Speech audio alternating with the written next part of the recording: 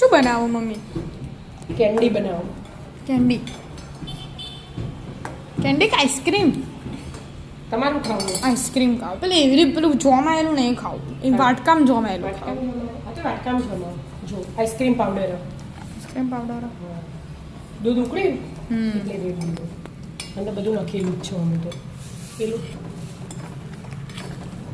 બરાબર ઉકળતું હોય ને પછી પાવડર નાખી દેવાનો અને મિક્સ કરી દેવાનું. આ તો તૈયાર પાવડર. આપણે આગળ ઘેર કુલ્ફી બનાવી હતી ખબર, પણ આવી તૈયાર.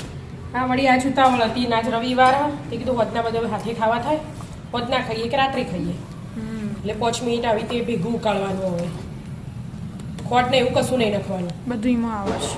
તૈયાર પેકેટ હોય એટલે એનો ફાયદો કે બધું નાખેલું છે. કાજુ બદામ સુધી બધું જો કરી તો હા ઉકળવા દો તા. હા ઉકળી ગયું. હા જો બધું મિક્સ થઈ ગયું મસ્ત અને જાડીએ થઈ જાય. હા હવે ઠંડુ થવા દેવાનું અને પછી વાટકી હોય તો વાટકી ને આપણે પેલા કેન્ડી ને હોય કપ તે હોય ગમે તેમાં ભરીને ફ્રીજમાં મેલી દેવાનું 5-6 કલાક માટે. બરાબર. એટલે મસ્ત આઈસ્ક્રીમ તૈયાર. ઠંડુ કરીને પછી આપણે વાટકામાં જ મૂકો મમ્મી, ચમચીથી ખાવા થાય. હા નાની વાટકી. હા નાની વાટકી પર પોસવાની પોચ. હા બરાબર. જમી જઈ. હા બેટા જો મસ્ત જમી જઈએ.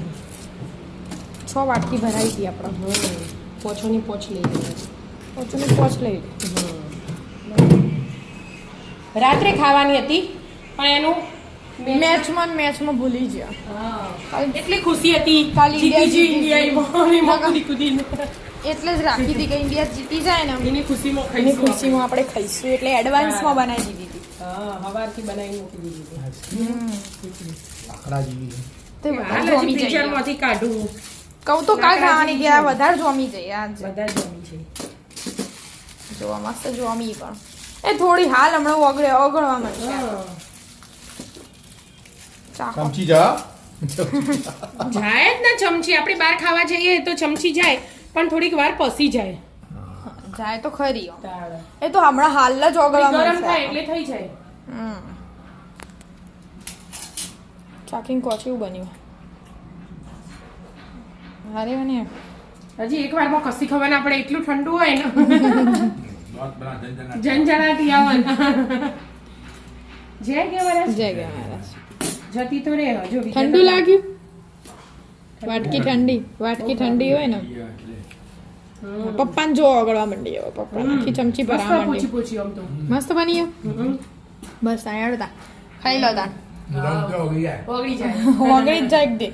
કુલ્ફી કોને કીધી? મસ્ત બની એમ લાગે તો જોવા પરથી એક મસ્ત બની એમ. તો ઉપર હજી ડેકોરેશન કરીને નહીં તો પિસ્તા ને કાજુ ને બદામ નાખ્યા હોત ને ના ના પણ અંદર હોય ને એટલે અંદર આવી જો ગયું. અંદર નાખી દીધા હતા એટલે હા. ખાઈ લો શાંતિથી.